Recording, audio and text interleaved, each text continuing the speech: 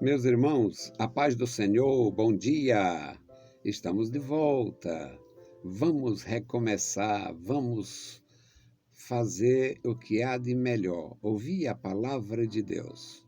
Nós vamos meditar no Salmo 32 e ver uma proposta divina. Há uma proposta divina para nós, para você, para mim. E agora nós vamos identificar essa proposta. Salmo 32, versículos de 1 a 8. Bem-aventurado aquele cuja transgressão é perdoada e cujo pecado é coberto. Bem-aventurado o homem a quem o Senhor não imputa maldade e em cujo espírito não há engano. Quando eu guardei silêncio, envelheceram os meus ossos e o meu bramido todo dia. Porque de dia e de noite a tua mão pesava sobre mim, e o meu humor se tornou em sequidão de estio. Confessei-te o meu pecado, e a minha maldade não encobri, e eu confessarei ao Senhor as minhas transgressões, e tu perdoaste a maldade do meu pecado. Por isso, todo aquele que é santo orará a ti, a tempo de te poder achar. Até no transbordar de muitas águas, estas não te chegarão. Tu és o lugar em que me escondo. Tu me preservas da angústia. Tu me cinge de alegres cantos de livramento. Instruir-te-ei e ensinar-te-ei o caminho que deves seguir, e guiar-te-ei com os meus olhos.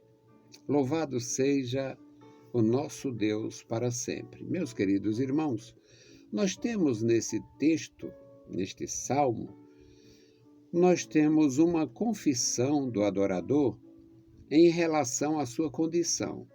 Todos nós sabemos que nós temos defeitos, alguns têm defeitos mais graves, às vezes nós não sabemos perdoar, às vezes nós não sabemos ouvir, às vezes nós não temos muita paciência para suportar determinados, digamos, maus tratos, para relevar determinada ingratidão, determinada injustiça.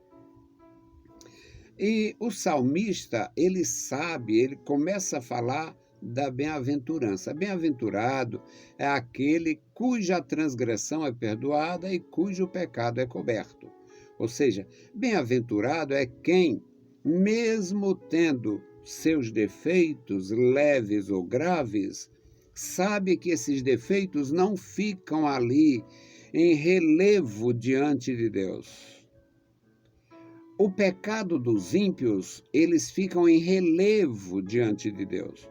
Toda maldade do ímpio fica em relevo diante de Deus, porque o ímpio despreza o Senhor, o ímpio não tem humildade, o ímpio não reconhece nem que errou. Imagina ímpio pedir perdão. Ímpios não são muito feitos a isto. O salmista, que tinha comunhão com Deus, ele sabia que todos nós temos a possibilidade de errar, a capacidade de pecar e, o pior, a possibilidade de esconder. Tem pessoas que vivem muito mal e escondem o mal. Tem pessoas que não sabem viver em paz, não sabem perdoar, não sabem conviver, e elas se fecham, e você pensa que ela está bem, que ela te ama, que ela deseja o teu bem. Quantas vezes as pessoas se regozijam? Um caso do Gênesis, eu li no Salmo. No Gênesis, O José tinha os sonhos que Deus estava falando com ele, e ele mesmo, antes de entender a mensagem que Deus estava lhe comunicando, ele falava para os irmãos. E teve um sonho que foi a gota d'água. Ele sonhou, ele disse: eu sonhei que eu estava no campo com vocês. Nós estávamos fazendo uma colheita e estava ali, 12 molhos, 12 feixes de produto que eram cortados do campo para levar para casa, para secagem. E 11 feixes vinha e se prostrava diante do meu feixe.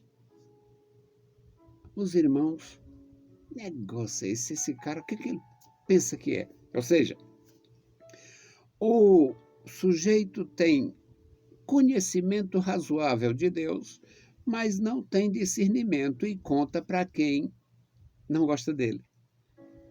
Os irmãos tinham inveja dele por algumas razões. A primeira era o tratamento diferenciado do pai. Ele era filho predileto, ele era primogênito de Raquel. E o pai teve a imprudência de fazer uma túnica colorida como se ele fosse um príncipe. E criou um mal-estar, criou um clima ruim entre os irmãos. E vocês conhecem o Gênesis, conhecem a história, sabem que o José foi vendido para o Egito. O primeiro plano dos irmãos, de alguns irmãos, era matá-lo e enganar o pai com a túnica manchada de sangue, perguntando se a túnica era dele, se o pai reconhecia, e o pai deduziu que o filho tinha sido morto por uma fera. Bom, aqui no versículo 2 diz: bem-aventurado o homem a quem o Senhor não atribui maldade e em cujo espírito não há engano.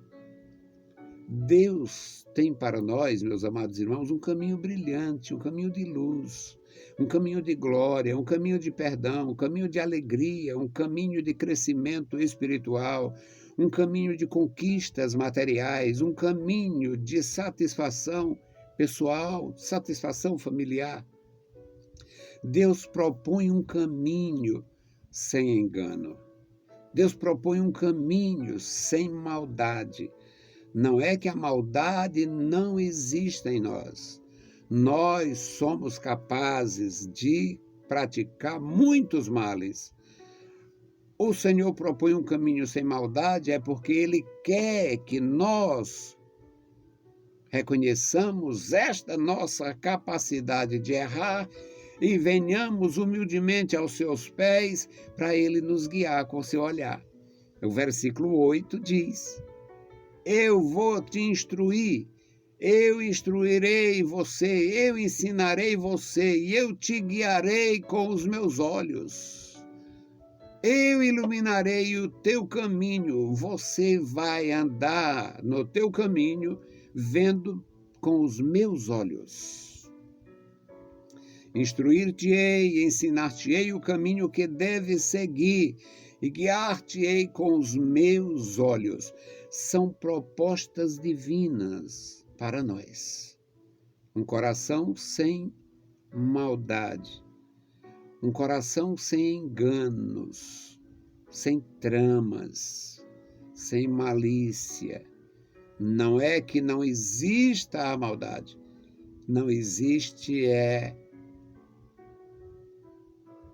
não é preservada, ela não tem relevo diante de Deus, por causa da nossa atitude de humildade, de gratidão ao Senhor, de aproximação e de confissão.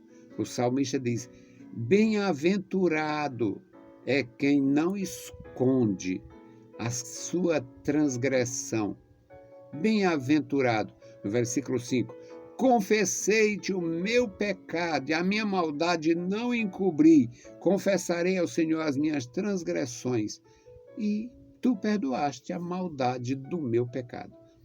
A proposta de Deus para nós, não hoje, mas todos os dias da nossa existência, por todo este ano, todos os dias, É um caminho sem trevas, um caminho sem maldades, uma vida sem maldade, um coração sem engano. O nosso caminho, a nossa trilha bem iluminada pelo Senhor. Que Deus abençoe, meus irmãos. Deus abençoe as nossas vidas e nós possamos andar com Deus. É possível, você lê nas Escrituras, que é possível andar com Deus. Enoque andou com Deus e foi arrebatado. Muitos andaram com Deus, andam com Deus e andam a vida inteira. Andar com Deus é maravilhoso, é seguro, é confortável, é uma bênção. Que o Senhor abençoe e guarde você todos os dias deste ano e não reserve nada que não seja o amor, a graça e a gratidão no seu coração. Zero engano. É possível também, porque mesmo que a gente erre, a gente vai aos pés do Senhor para que haja correção e o nosso pecado não ganha relevo, moldura. No lugar de ganhar uma moldura, um relevo, o Senhor retira e ilumina o nosso caminho para andar e viver em paz. Deus abençoe cada vida. Querido Senhor, estamos em Tua presença. Muito obrigado, meu Deus, pela Tua bondade, pelo Teu amor, pelo Teu perdão, pela Tua graça. Obrigado, meu Senhor, pela transformação do nosso entendimento, pelo novo nascimento. Obrigado, Senhor, pelo nosso coração sem engano, sem malícia, sem corrupções. Amado Senhor, guarda a nossa alma, guarda a integridade do nosso ser. Abençoa todos os meus irmãos. Em nome de Jesus te pedimos. Amém. Deus abençoe você grandemente e bom dia.